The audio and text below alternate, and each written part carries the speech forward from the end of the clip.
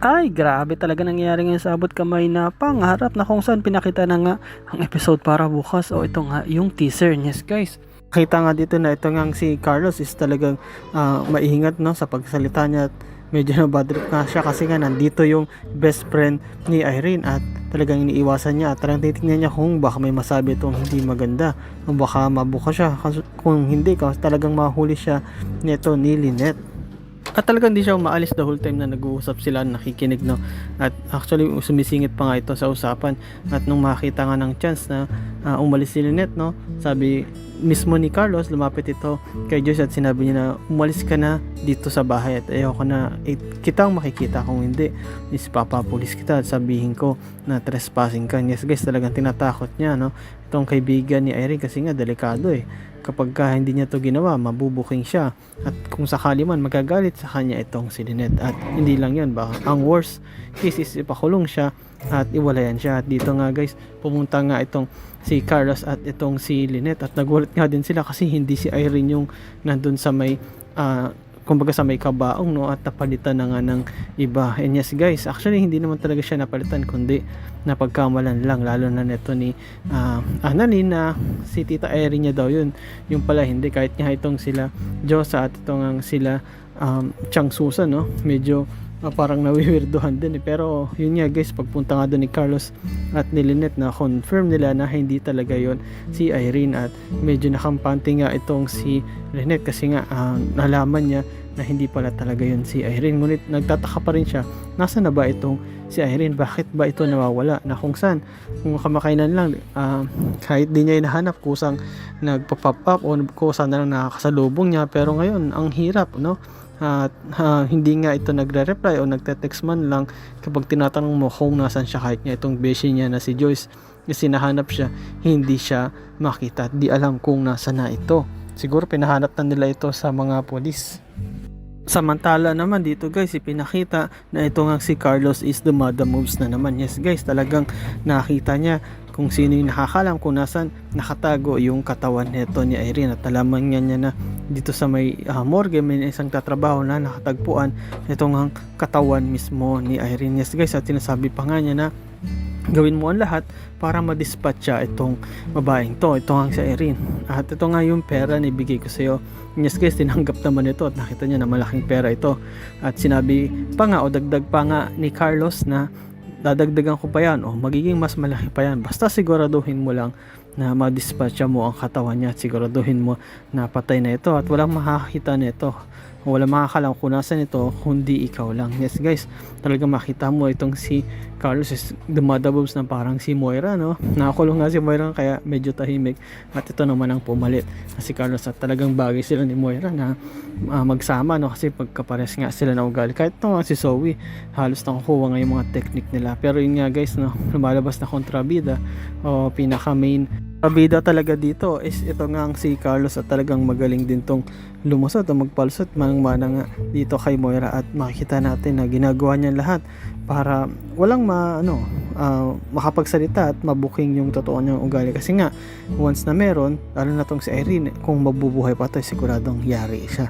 At dito guys, ipinakita nga sa eksena na to na si Annalyn at ang kanyang tatay RJ is nag-uusap sila. Yes guys, pinag-usapan nga nila is patungkol nga itong si Carlos at itong si Lynette at nabalitaan nga ni RJ na kumbaga magbabakasyon tong si Lynette at si Carlos at medyo kinakabahan nga siya. Sabi nga ni Annalyn, bakit po tayo, ano pong dahilan?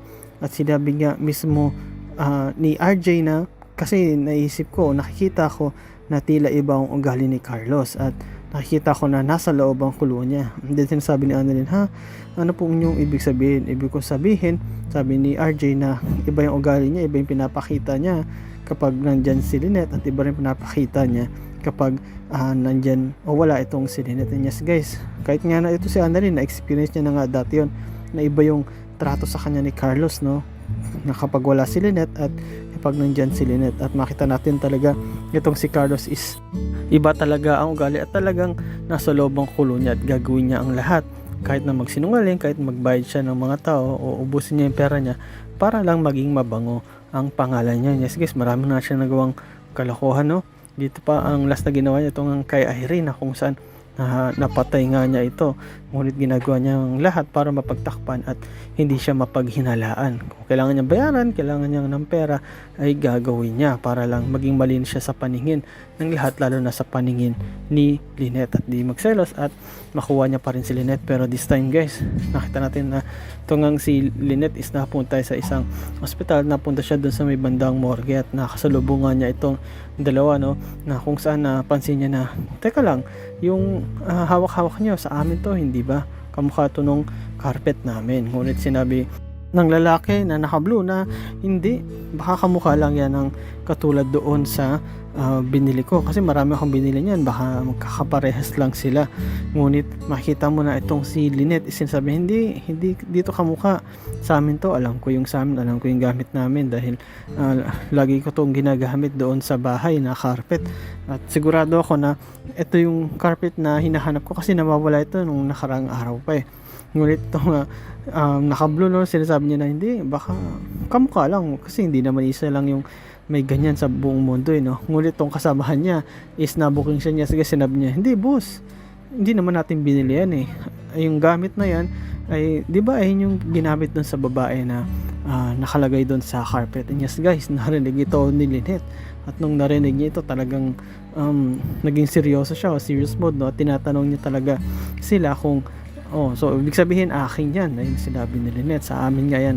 At yung babae ba na sinasabi nyo is ito ba yun? Yes guys, ipinakita niya yung picture ni Irene. Yes guys, makita mo sa mukha ng lalaki na tila ayaw niya magsalita, no? Talagang nagigilty siya kasi nga, kung maalala ninyo, itong lalaking to ay binigyan ni Carlos ng pera. Sabi nga niya na dadagdagan ko pa yung pera basta i-dispatch mo lang yung babae na yan. At kaya nga medyo dito makapagsalita at nagigilty ito kasi nga alam niya na tama si Lynette, at si Lynette nga mismo is mahuhuli na sila sa kanilang mga ginagawa na kalokohan, no? Na kung saan ito nga dito sa morgue is ito yung kumukuha ng mga patay na, lalo na kapag walang nakiklaim. At ito nga si Irene, o bangkay na Irene, is wala pang nakiklaim.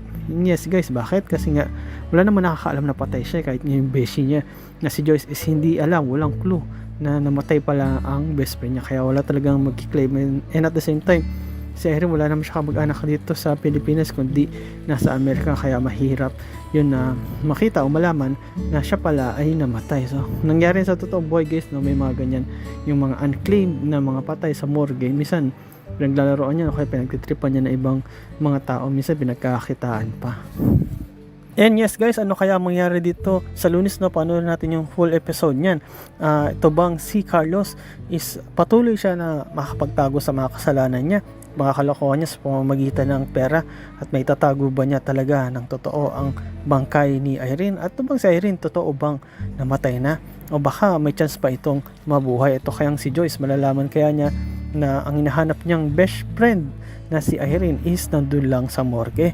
And yes guys, ano kaya ang mangyari dito? Ito kayang si Annalyn at si RJ, ano kayang magagawa nila para mauharningan itong si Lynette sa totoong ugali nito ni Carlos? At this time guys, ito kayang si Lynette, ay malalaman niya na ba ang totoo na ito ngang si Irene is talagang wala na?